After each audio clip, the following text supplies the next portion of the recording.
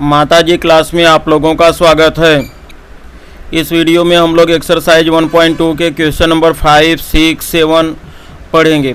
इसके पहले हम लोग एक्सरसाइज 1.2 का क्वेश्चन नंबर 1, 2, 3, 4 पढ़ा और एग्जाम्पल और फार्मूला थ्योरी पढ़ा। तो इस वीडियो में शॉर्ट ट्रिक के साथ में विस्तार से समझाया जाएगा, इसलिए वीडियो शुरू से अंत तक देखना। यदि आप चैनल पर नए हैं तो सब्सक्राइब कर लेना, जो कि बिल्कुल फ्री होता है।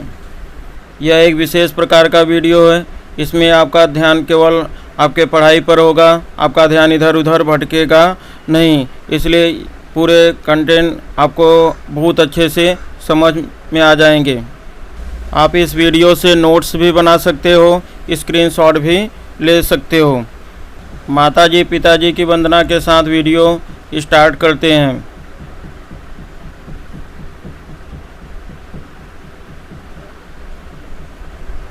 Question number 5, check whether 6 power n can end with the digit 0 for any natural number.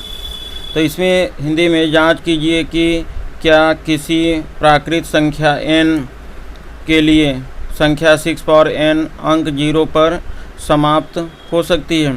तो यह जो क्वेश्चन है, जैसे यह पूछ रहा है कि अगर 6 पावर n जैसे अगर 6 का यहाँ पे अगर 1 रहेगा तो 6 ही आएगा। अगर 6 घात या n की संख्या कोई नेचुरल नंबर, तो यह 6 गुणा 6 यह 36 आ जाएगा। तो इसी तरह से 6 का कितना भी 6 का क्यूब इस तरह से करते जाओ तो क्या कोई ऐसी संख्या आएगी कि जहाँ पे 6 पावर n यह अंक 0 पर समाप्त हो सकेगा, अर्थात यह इसका अंतिम जो अंक होगा वह 0 होगा। तो उसे हम लोग इस क्वेश्चन में चेक करेंगे। यह जो डिविजिबिलिटी रूल होता है तो उससे हमको मालूम है कि जैसे अगर कोई संख्या 0 से समाप्त होती है, जैसे मान लो अगर मैं 20 को ही ले लेता हूँ, अगर यह 20 है 20, यह अगर 0 से समाप्त होता है तो यह 5 का एक गुणनखंड इसमें होगा, अर्थात इसका जो एक अभाज्य गुणनखंड होगा वह 5 निश्चित रूप से होगा। इसी तरह से अगर 30 है तो यह 6 पंचे 30 हो जाएगा। मतलब अगर कोई संख्या अगर उसके लास्ट में 0 आ रहा है और तो वह निश्चित रूप से 5 का एक गुणनखंड होगा। तो हम लोग यहाँ पे चेक कर लेंगे कि जो 6 पावर n है तो यह 5 के गुणन के रूप में आ रहा है कि नहीं। अगर यह 5 के गुणन के रूप में आएगा तो यह अंक 0 पर समाप्त होगा, अन्यथा नहीं। तो इसको हम लोग स्टेप में हल करते हैं। और क्वेश्चन हल करने से पहले आप लोगों को बता दूं कि यह जो रेड कलर में लिखा हुआ है यह हिंदी मीडियम के लिए है, और जो यह ब्लैक कलर में लिखा है तो वह इंग्लिश मीडियम के लिए है। अगर आपको नोट करना है तो रेड कलर की लाइन हिंदी मीडियम वाले बच्चे नोट करेंगे और इंग्लिश मीडियम वाले ब्लैक कलर की लाइन। तो इसके लिए सबसे पहले हम लोग यह ध्यान रखते हैं इसमें कि जैसे यदि 6 पावर n यह 0 पर समाप्त होता है, if 6 power n and with the digit 0। मैं इसके पहले ही आपको बताया कि अगर 6 पावर n 0 पर समाप्त होता है तो 0 पर अगर यह समाप्त होगा तो इसका एक गुणनखंड एक फैक्टर जो होगा वह 5 आएगा, क्योंकि यहाँ पे n नेचुरल नंबर है। तो इसके बाद में हम लोग यहाँ पे जैसे हमको मालूम है n नेचुरल नंबर है, तो then 6 power n is divisible by 5।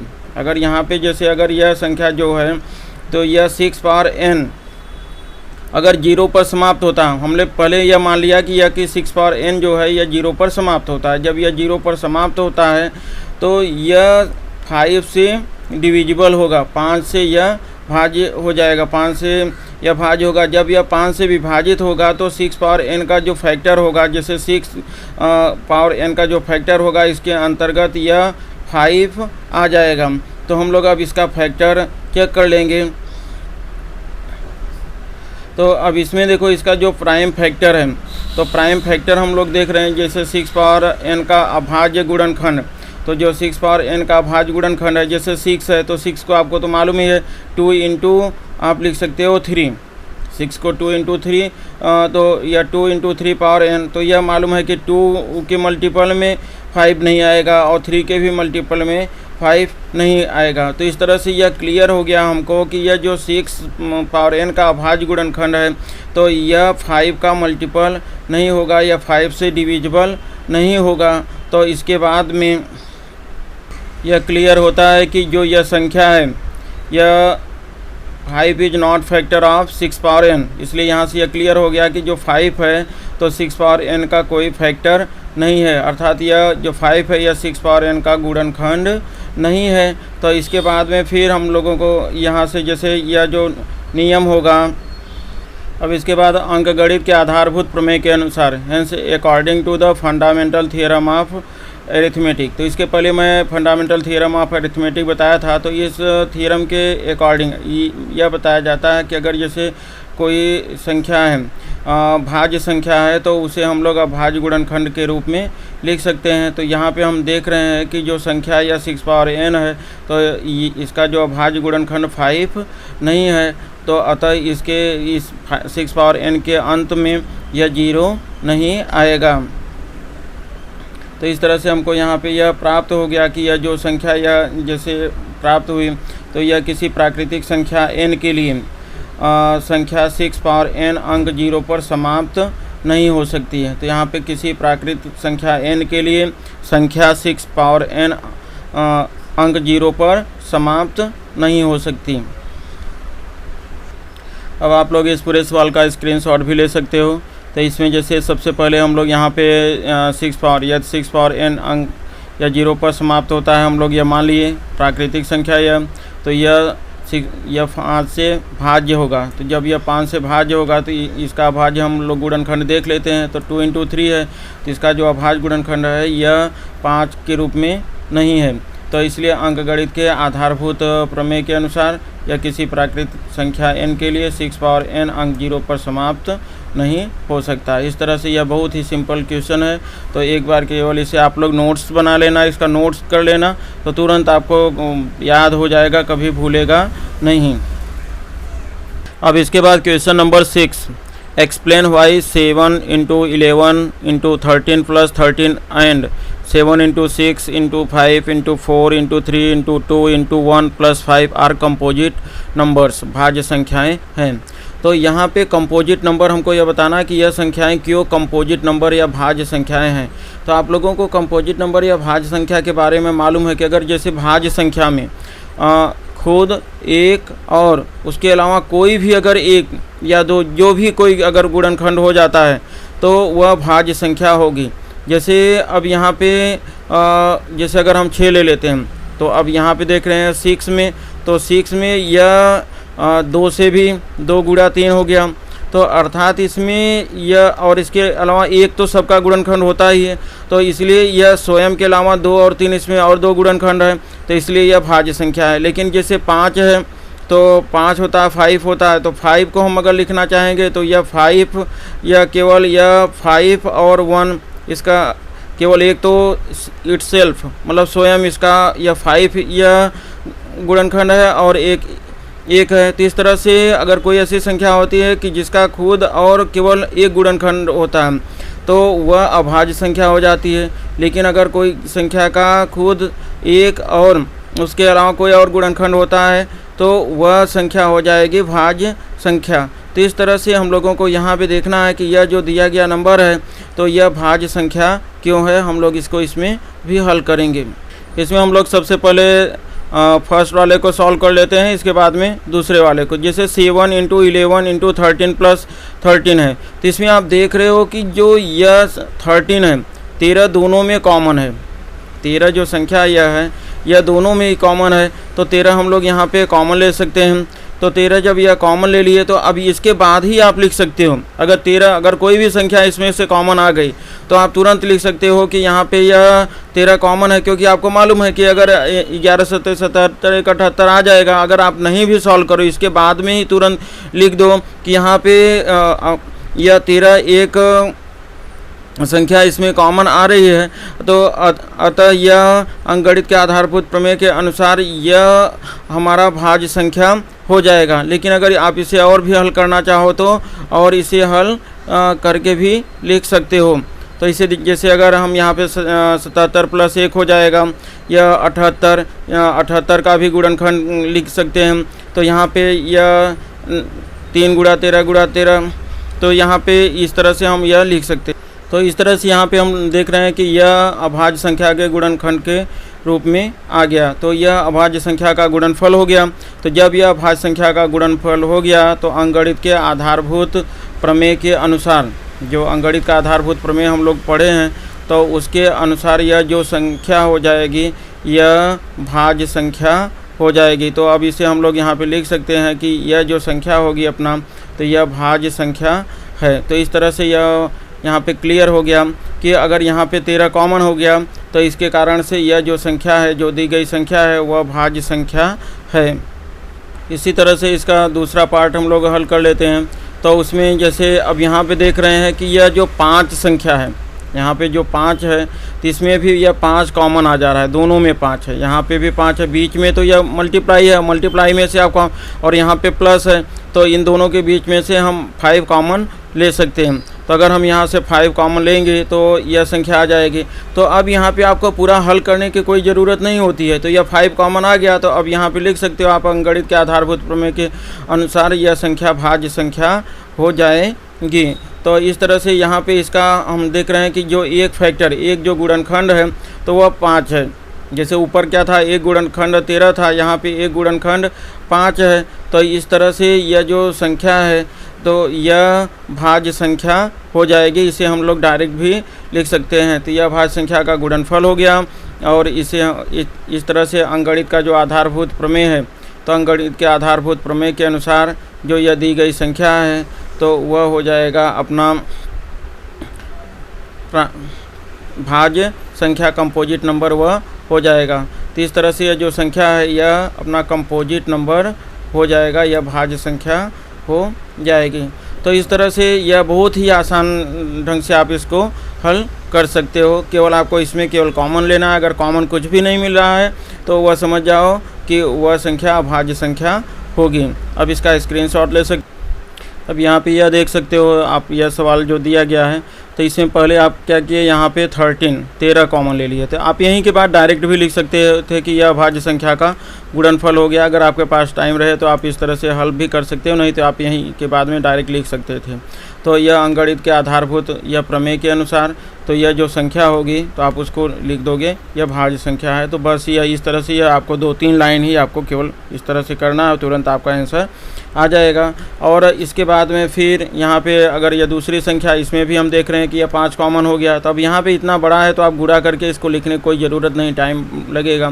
तो इसलिए यहाँ पर केवल आप यह लिख देना, it is a factor of 5, यह 5 का एक गुणनखंड है। तो इसलिए यह प्रोडक्ट ऑफ प्राइम नंबर हो जाएगा, अभाज्य संख्या का गुणनफल। तो इसलिए hence according to the fundamental theorem of arithmetics, तो जो अंकगणित का आधारभूत प्रमेय है उसके अनुसार यह बताया ही गया है कि अगर जैसे किसी संख्या को अभाज्य गुणनफल के रूप में लिखा जा सके तो वह संख्या भाज्य संख्या होती है।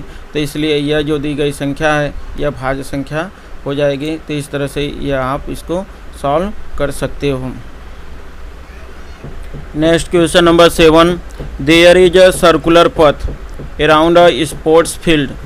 Sonia takes 18 minutes to drive one round of the field, while Ravi takes 12 minutes for the same। Means Sonia को 1 राउंड कंप्लीट करने में 18 मिनट्स और रवि को 12 मिनट्स लगते हैं।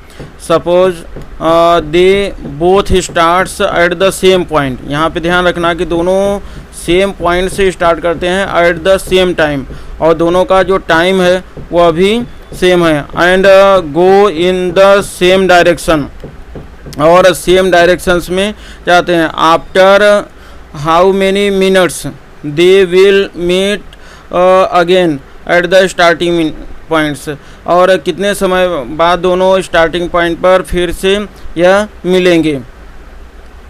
यह क्वेश्चन हिंदी में इस तरह से होगा कि किसी खेल के मैदान के चारों ओर एक वृत्ताकार पथ है। इस मैदान का एक चक्कर लगाने में सोनिया को 18 मिनट लगता है, और जबकि इसी मैदान का एक चक्कर लगाने में रवि को 12 मिनट का टाइम लगता है।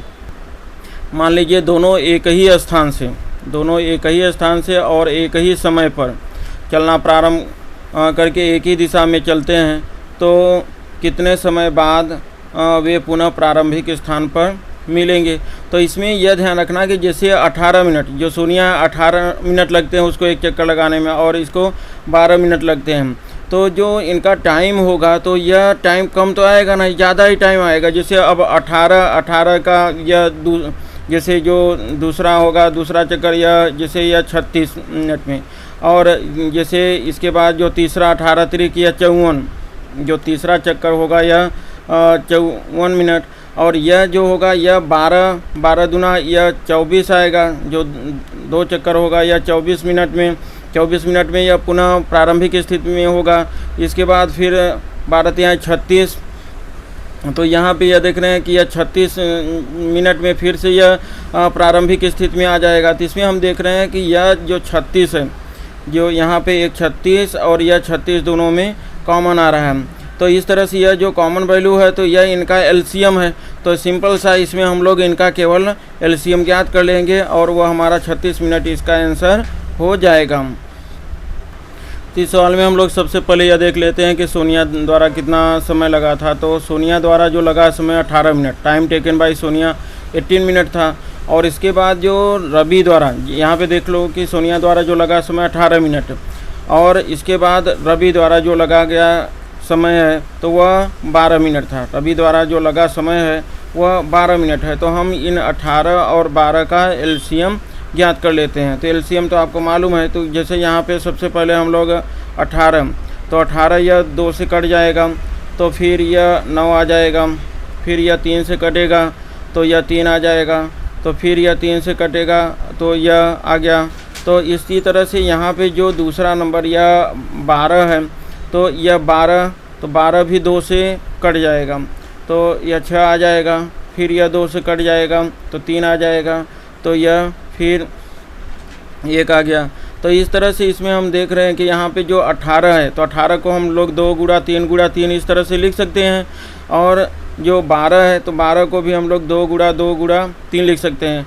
अब इनका जो एलसीएम होगा, एलसीएम 18 और 12 का एलसीएम हम यहाँ पे देखेंगे कि 18 और 12 का एलसीएम, तो इसमें एलसीएम में यह जो संख्या यह कॉमन है, जैसे यहाँ पे जो 2 है यह 2 दोनों में है, तो यह तो 2 तो एक बार लिख देंगे, बाकी फिर 1-2 बार फिर यहाँ लिखेंगे, और यह जो 3 है तो यह 3 यहाँ से लिख देंगे, तो यहाँ पे यह 3, तो अर्थात यह 2 गुणा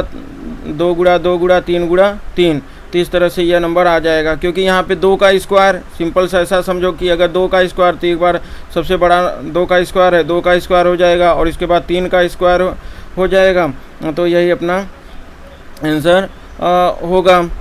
तो इस तरह से यह जो इनका एलसीएम होगा यह 2 गुणा 3 आ जाएगा 36।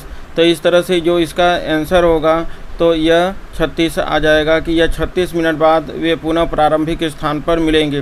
Thus they will meet again at the starting point after 36 minute. तो इस तरह से इसका जो आंसर होगा 36 मिनट आ जाएगा। अब आप इसका स्क्रीनशॉट भी ले सकते हो। तो इस तरह से यहाँ पे देख सकते हो कि पहले हम लोग क्या लिखेंगे कि यह टाइम टेकन बाय सोनिया द्वारा जो 18 मिनट का टाइम है, और रवि द्वारा 12 मिनट का टाइम। तो अभी आपको बताया था कि जैसे शॉर्ट में तो 18 दूना 36, 12 तिहाई 36, तो 36 मिनट बाद दोनों एक ही स्थान पर आ जाएंगे, मतलब प्रारंभिक स्थान पर आ जाएंगे। तो अभी इसमें हम लोग इसको सॉल्व करने के लिए पहले 18 का और 12 का फैक्टर कर देते हैं। हम गुणनखंड कर देंगे, तो 18 का गुणनखंड 2 गुणा 3 यह आ गया, और जो 12 है उसका गुणनखंड 2 गुणा 3 यह आ गया। फिर इनका हम लोग एलसीएम ज्ञात करेंगे। जब एलसीएम ज्ञात करेंगे तो एलसीएम ज्ञात करने के बाद यह अपना 36 आ गया। तो इस प्रकार 36 मिनट बाद वे पुनः प्रारंभिक स्थान पर मिलेंगे। तो यह अपना आंसर आ जाएगा कि 36 मिनट बाद वे पुनः अपने प्रारंभिक स्थान पर मिलेंगे। थैंक्स फॉर वॉचिंग माताजी क्लास। यदि आप चैनल पर नए हैं तो चैनल को सब्सक्राइब कर लेना, वीडियो को लाइक कर देना और अपने दोस्तों में शेयर कर देना, जिससे आपके दोस्तों को भी इसका बेनिफिट मिल सके। Thanks.